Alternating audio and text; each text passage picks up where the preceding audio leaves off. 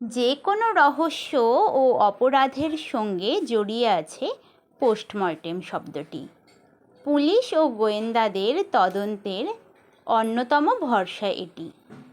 কোনো ব্যক্তির মৃত্যু নিয়ে সন্দেহ তৈরি হলে বা কারোর অস্বাভাবিক মৃত্যু হলে মূলত মৃত্যুর সঠিক কারণ জানার জন্যই ময়না তদন্ত বা পোস্টমর্টেম করা হয়। কিন্তু এই পোস্টমর্টেমকে বাংলায় ময়না তদন্ত কেন বলা হয়? নমস্কার, বেঙ্গলি উইথ তমা চ্যানেলে আমি তমা আপনাদের স্বাগত জানাচ্ছি। আজকের ভিডিওতে আমরা জানব পোস্টমর্টেমের বাংলা ময়না তদন্ত। এই ময়না তদন্তের সাথে ময়না পাখির কী সম্পর্ক?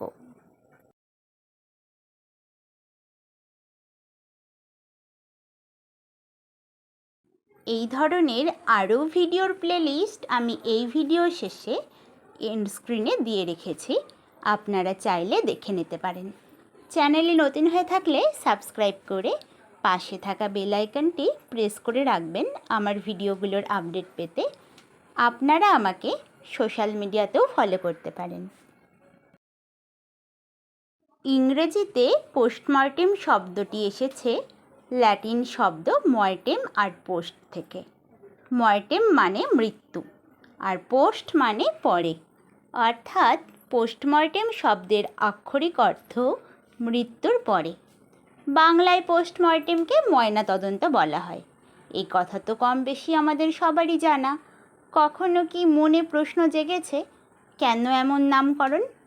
লাশ কাটা ছেঁড়ার মতো জটিল একটি বিষয়ের সঙ্গে কি আদৌ ময়না পাখির কোনো সম্পর্ক রয়েছে? মুয়াইনা শব্দের অর্থ চোখের সামনে প্রত্যক্ষ ও পরিষ্কারভাবে সব কিছু দেখা। ফার্সি শব্দ মুয়াইনা বাংলায় এসে রূপ পেয়েছে ময়না। সব মিলিয়ে বলা যায় ভালো করে দেখার অর্থ হলো ময়না তদন্ত। আবার কারো কারো মতে এর সঙ্গে সত্যিই ময়না পাখির মিল রয়েছে। ময়না পাখি দেখতে কালো, ঠোঁটটি হলুদ, প্রায় 3 থেকে 13 রকমভাবে ডাকতে পারে এটি। অন্ধকারে ময়না পাখি চোখে দেখা যায় না। অন্ধকারের কালোতে নিজের কালোকে লুকিয়ে রাখে ময়না। কেবলমাত্র অভিজ্ঞ মানুষ তার ডাক শুনে বুঝতে পারেন যে এটা ময়না পাখি। না দেখা ময়নাকে যেমন অন্ধকারে কেবলমাত্র কণ্ঠস্বর শুনে আবিষ্কার করা যায়, তেমনি পোস্টমর্টেমও অন্ধকারে থাকা কারণকে সামান্য সূত্রের মাধ্যমে আবিষ্কার করার মাধ্যম।